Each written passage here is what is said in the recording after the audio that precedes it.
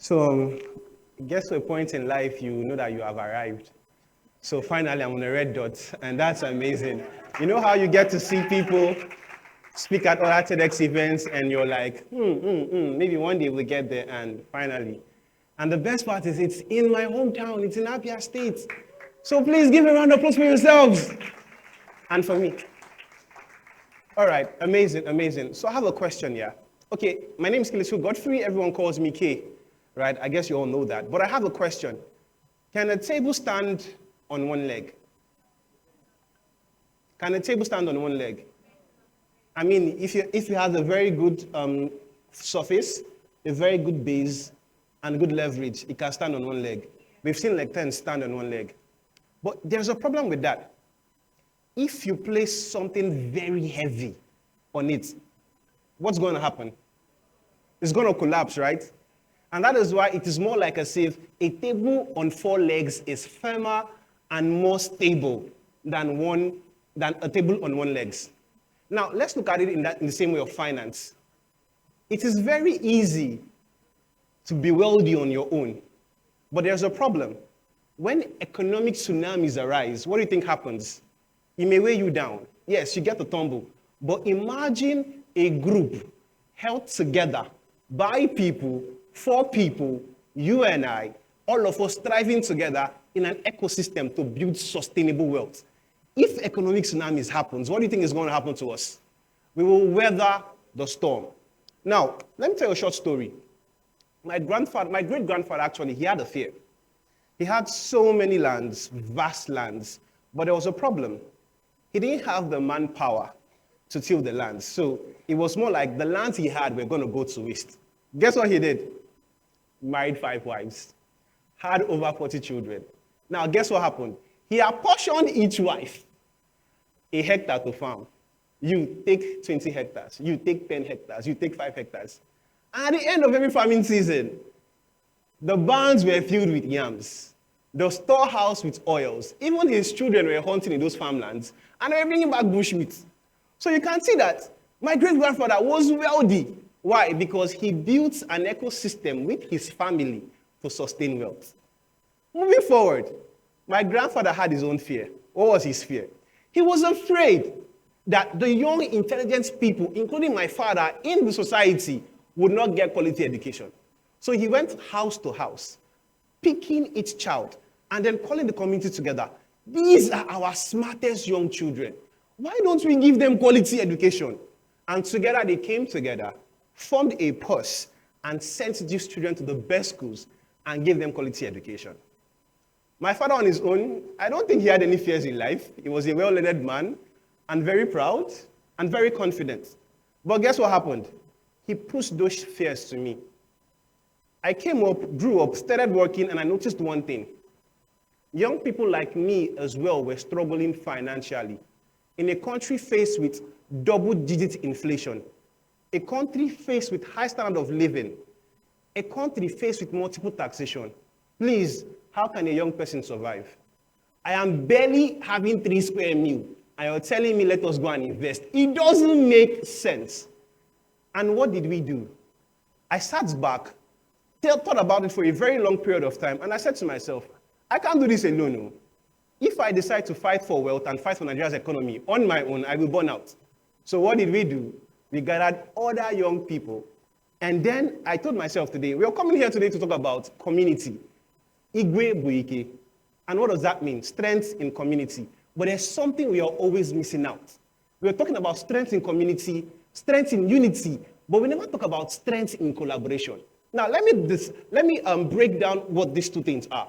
Unity, in its own sense, is people who like each other coming together. I'm talking about people who have the same religion, who share the same tribe, who share the same background, coming together to chase a common goal. But in collaboration, I don't care who you are. I don't care where you're from. I don't care if you're Igbo, Hausa, or Yoruba. I don't even care if you're a Muslim. All I care about is what resources do you have? What resources do I have? How can we come together and fight a common goal and achieve a common good?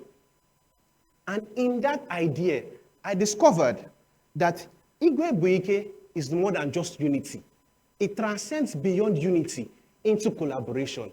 Because if my great-grandfather can think about it and go that far, my father thinking about it and go that far, why can't my generation do the same thing and build sustainable wealth for the country, for our societies, for our grassroots economies? This can be actually achievable.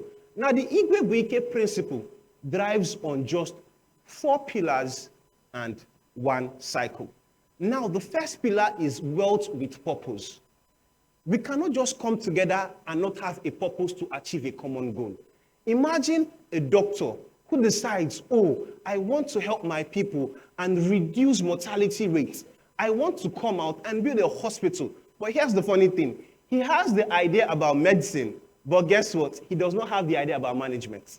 He does not have the idea about finance. So what does he do? He gets the best people he can get, gets the finance experts to help him in accumulating liquidity, gets the management experts in running the company, and someone who will hire nurses he would work with. What has he done? He has created a hospital, not by himself, but because there were other like minds like him in different fields coming together to build something sustainable. Wealth in purpose. Wealth in purpose. Now, the next one is resource pooling to unlock capital for all. There is something that happens in Nigeria. In the capital markets, we have commercial papers. Now, there's something very funny that happens all the time. Why people run away from commercial papers is because the minimum entry point or the minimum investment value is almost at 7-8 digit figures. Now, you're coming to invest and they're telling you minimum investment is 10 million naira, 5 million naira.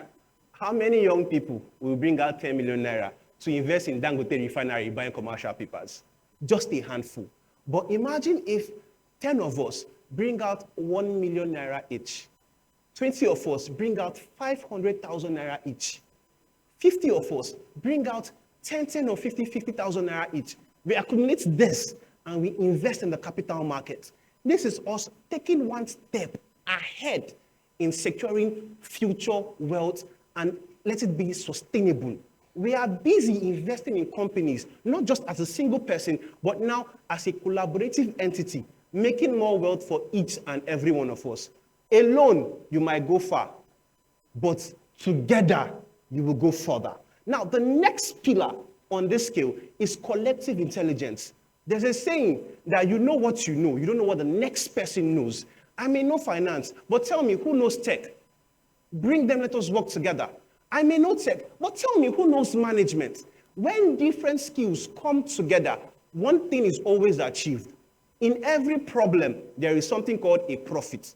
So every time you see a problem, some people see headaches, but no, I see it as an avenue for young people to come together, pool their resources, pool their skills together, and forge ahead. We had an event in August. It was called the Boardroom. It was a single-man event. I run this event alone, but for the first time in a long time, I had a team of young people, 6 of them, and they helped me in breaking every sweat that was needed to be broken to make that event come alive. If I had done it alone, I would have burnt out along the way. But because of collective intelligence, a graphics designer, a project manager, a finance person, a managerial person, we all came together and we built an event that transcended just beyond Abia State. It was a beckoning to the world that something great is happening in Abia, but it was not done with one man. Now imagine what you can do with your finance collectively. Last on it,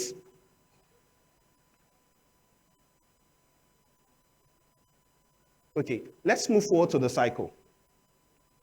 Now, like I said earlier, can you change the slide, please? Like I said earlier, the Igwebuike wealth cycle grows on a wings of its own. It starts with what? Gathering. How do you gather? You build networks. You build alliances. You get young people who have the same idea as you and you're all on the same page. The next, you align. You agree on your financial goals or shared financial goals, whatever it is. Do we do a startup? How do we do investments together? Coming together to agree on a particular field and move forward with it. The next thing to do is to act. What do I mean? Let us pool funds together as a community, pool funds together as friends, pool funds together as brothers, and invest in companies. invest in ventures, invest in idea. What do we do next? We review. We measure our profit, we measure our growth, we measure our social impact collectively. Like I said earlier, for every time you see a problem, there is profit to be made. For every time someone complains about something, there is money there to be made in as much as you're solving the problem of someone. And lastly, on the cycle is to regrow. Reinvest whatever you have built into the system. You don't just consume your seeds. You plant your seeds in other aspects. And I leave you with a closing note. Building an ecosystem for collective wealth creation requires us to move from me to we, to move from ecosystems to ecosystem. Igwebuike is the African blueprint for the transition, and together, wealthy is what we all shall become. My name is Kelechukwu Godfrey. Thank you very much.